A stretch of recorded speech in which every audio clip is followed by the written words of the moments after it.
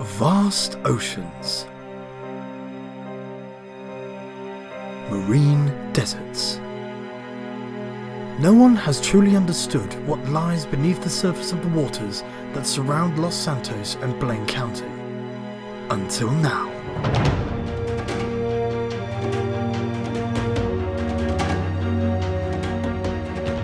This short film will reveal the animals and plant life that live in these waters. From the southern oceans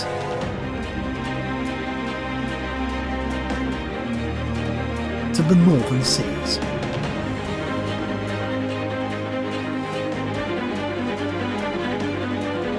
Come on a journey into the deep. In order for us to explore these mysterious waters, we will need the very latest submersible. This is Theodore, a submarine with walls 6.5 inches thick and a 7-inch thick acrylic sphere, which will enable it to dive to a maximum depth of 500 feet. Theodore is also equipped with the most up-to-date high-definition cameras, which will enable our pilot and cameraman to observe anything that is discovered beneath the depths in the utmost detail.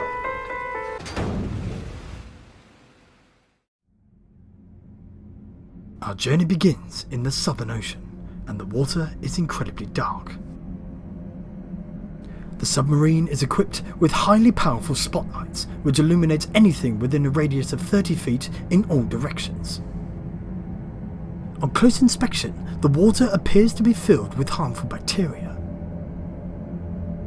It's difficult to be sure, but there are rumours that suggest that the port of South Los Santos is strategically dumping harmful bacteria into the ocean and is thus causing all animal life to migrate to other areas. These are, however, merely rumours, but there is solid evidence that proves that man is filling these waters up with unwanted objects. It's hard to determine what this particular item is, however, there are vastly more recognisable structures. This is a cargo plane with a wingspan of 18 metres. It would seem that the Los Santos International Airport, when it has no further use for such a plane, will simply discard it into the ocean. The sheer bulk of this plane has caused irreparable damage to the coral reef which lies beneath. However, all is not lost. In given time, the coral and algae which thrived will latch on to the bulk of this colossal aircraft, and the cargo plane itself will become the foundation of a brand new coral reef. As we travel further into the depths, a strange noise emanates from the gloom.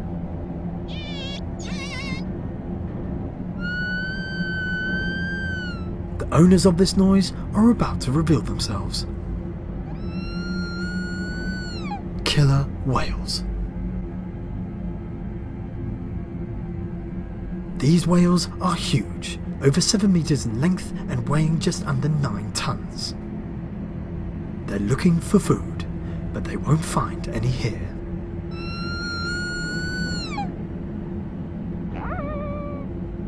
If these whales are to find sufficient food, they will need to continue their travels into the vastness of the open ocean. If they're lucky, they will come across a school of mackerel, but for the meantime, they will have to starve.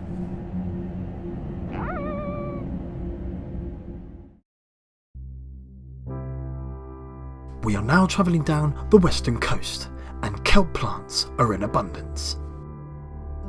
These kelp plants will provide a safe haven for small fish. The females will be able to lay their eggs on the leaves, and the males will be able to fertilise them in relative safety. As we travel further still, we discover a number of kelp plants are completely isolated in the surface waters, and yet they are still flourishing. How can this be? The main source of nutriment for a kelp plant is in the base, where all of the minerals and starches are collected.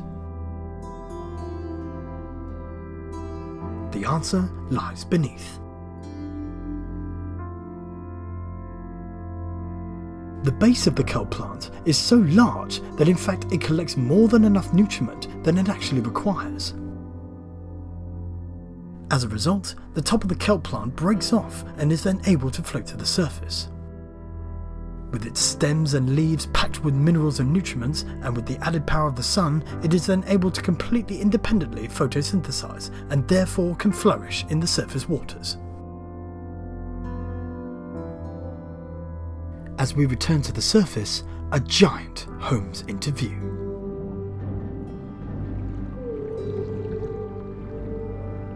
A male humpback whale. These whales are gigantic. They can grow over 16 meters in length and weigh just under 40 tons. Despite its enormous size, this whale has not eaten for over 5 months.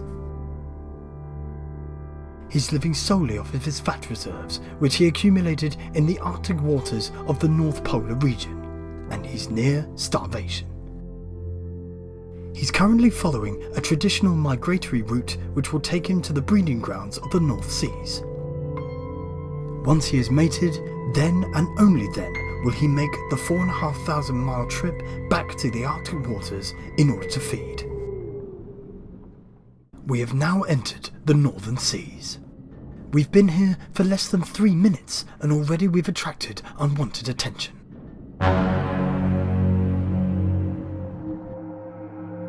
A tiger shark. These sharks are extremely territorial and they are known man-eaters. They are, however, incredibly inquisitive.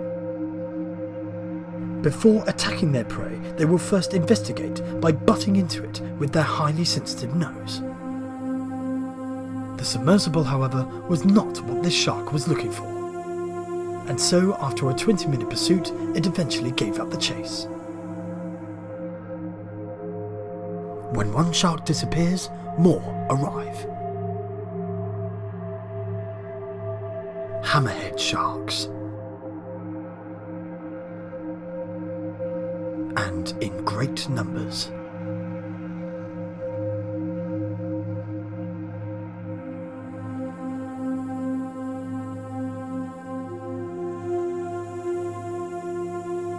Scientists have only recorded hammerheads to be together in such large groups when a feeding frenzy is about to take place. The evidence suggests, however, that a feeding frenzy is not going to occur.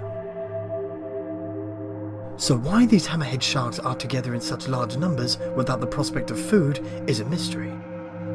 However, the fact that they are is a very rare sight indeed.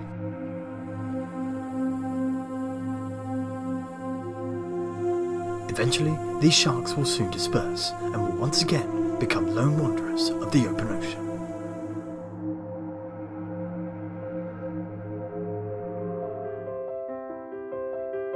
We are now entering the final part of our journey. The waters of the eastern coast. But as we cross the border from the northern seas into these waters, an excitable commotion can be heard in the distance.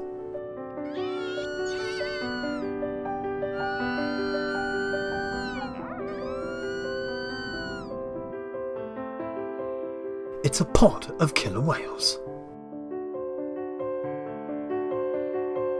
These whales have returned from a squid hunting trip around 400 meters below. Their bellies full, they return to the surface and begin to strengthen their social bonds.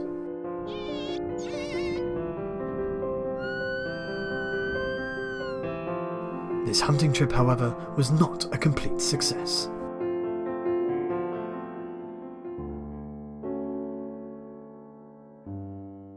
A young calf has gotten badly injured.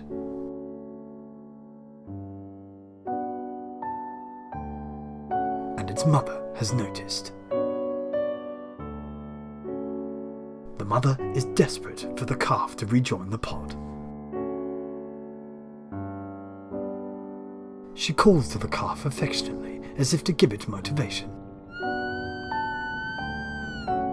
But to no avail. As an act of desperation, she prods the calf in its flank to give it one last motivational push.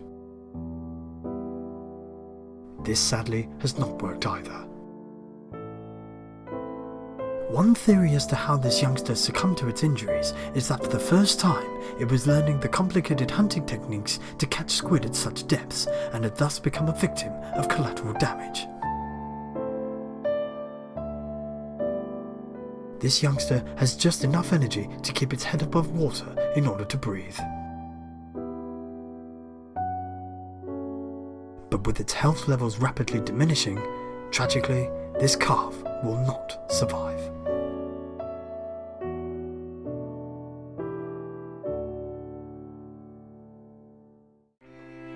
We are now in the middle of the eastern coast, and we are about to witness the largest group of animals in all of these waters.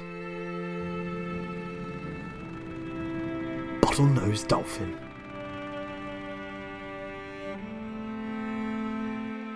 These dolphins are agile, highly sociable, and extremely intelligent.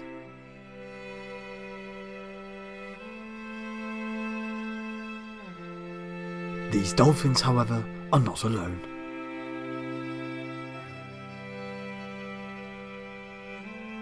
A shark has been following the pod for the last 20 miles. Sharks become very excited when dolphins are around. This is because they have learnt the feeding habits that the dolphins have adapted to. The dolphins will dive down into the depths and bring up with them a huge shoal of fish. This in return makes it easier for the shark to feed. This combination of animals may seem bizarre to us, but this is a partnership that has been forged over millions of years of evolution.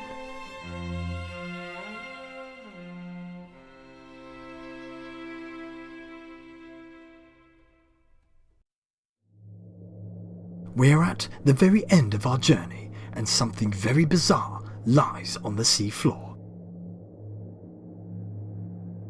These are the skeletal remains of what can only be described as a prehistoric sea monster.